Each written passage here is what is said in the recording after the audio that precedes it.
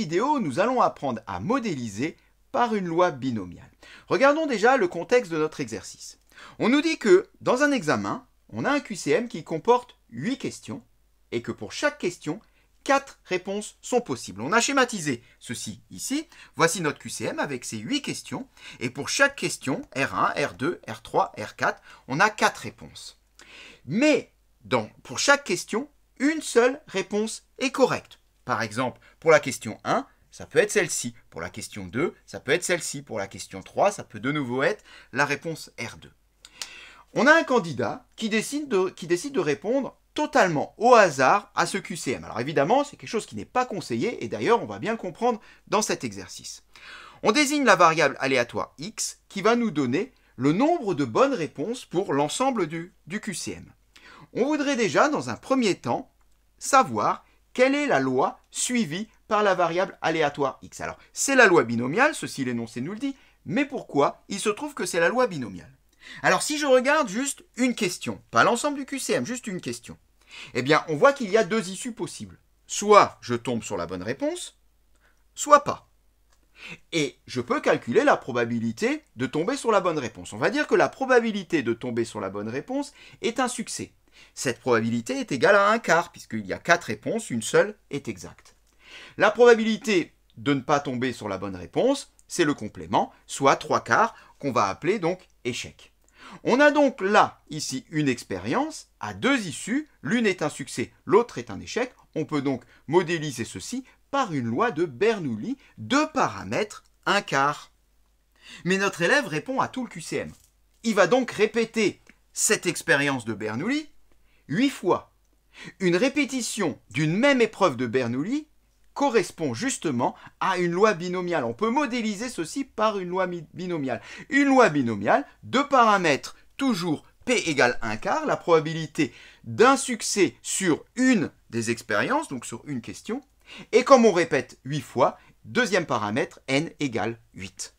Le fait de répondre aux 8 questions, c'est-à-dire le fait de répondre à tout notre QCM, se modélise donc par une loi binomiale de paramètres P égale 1/4, probabilité d'un succès, et n égale 8.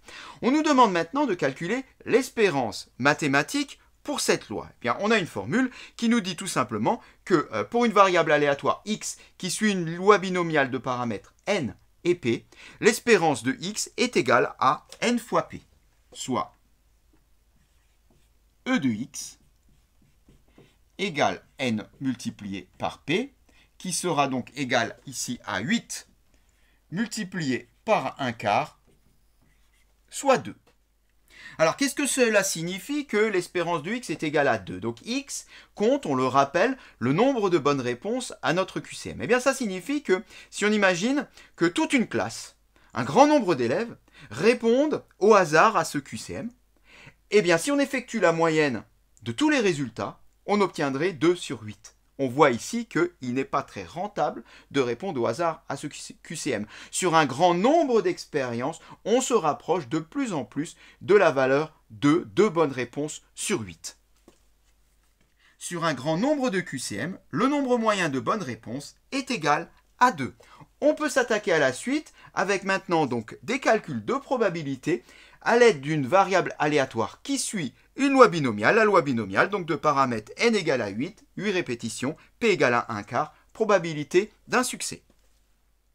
Alors on nous demande d'abord de calculer la probabilité que x soit égal à 4.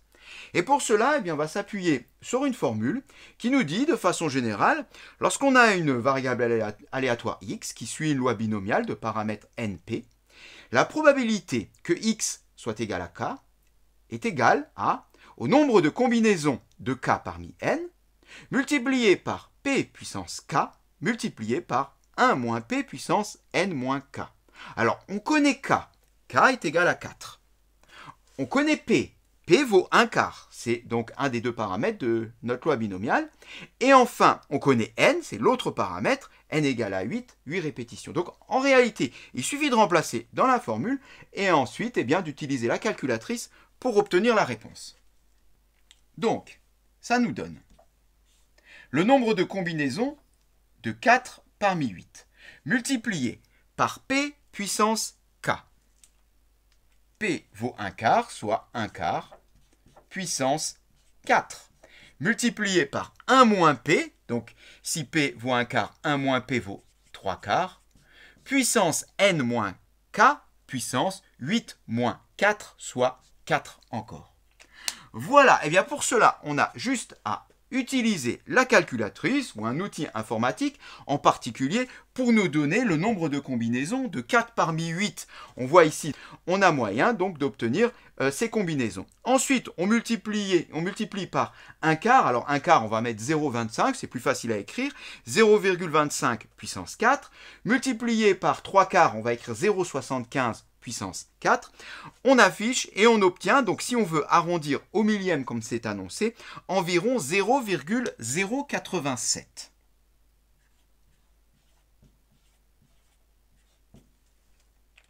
Donc à ce QCM, en répondant totalement au hasard, eh bien la probabilité d'obtenir exactement 4 bonnes réponses est de 0,087, soit un petit peu moins de 9%. Deuxième question, on nous demande maintenant de calculer la probabilité que x soit inférieur ou égal à 5. Alors ici, on pourrait également appliquer cette formule, mais il faudrait l'appliquer plusieurs fois. On va directement utiliser la calculatrice ou un outil informatique pour obtenir cette probabilité, puisque elle nous le donne. Allons-y.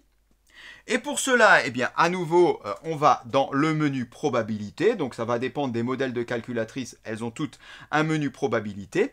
On nous demande donc de choisir la loi. Donc ici, il s'agit bien de la loi binomiale. Ensuite, évidemment, eh bien, il faut saisir les paramètres de la loi. Donc, on les rappelle. P égale 1 quart, n égale à 8.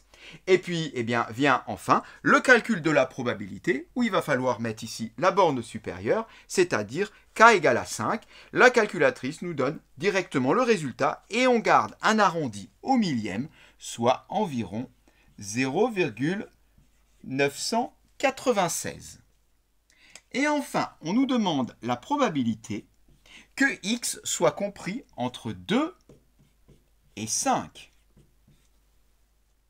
Alors pour le faire et pour pouvoir à nouveau s'appuyer sur la calculatrice, il va falloir modifier un tout petit peu cette écriture-là. Nous, on voudrait que x soit compris entre 2 et 5. Voilà, là on trouve toutes les issues possibles pour x. De 0, 0 bonne réponse, à 8, 8 bonnes réponses. Nous, ce qui nous intéresse, c'est la probabilité que x soit compris entre 2 et 5, c'est-à-dire la probabilité que x soit égal à 2, à 3, à 4 ou à 5. Le souci, c'est que la calculatrice ne sait pas calculer la probabilité sous cette forme. Elle le sait quand elle a un majorant, mais pas quand c'est encadré. Alors, c'est pas très grave. Ce qu'on va faire, c'est qu'on va lui demander d'abord de nous calculer la probabilité que x soit inférieur ou égal à 5. Et ça, elle sait faire puisqu'on l'a fait juste avant. Mais le problème, c'est que si on calcule ça, eh bien, ça va nous rajouter ces deux issues-là. X égale 1 et x égale à 0. Ça correspond à la probabilité que x soit inférieur ou égal à 5. Nous, c'est pas ça qu'on veut.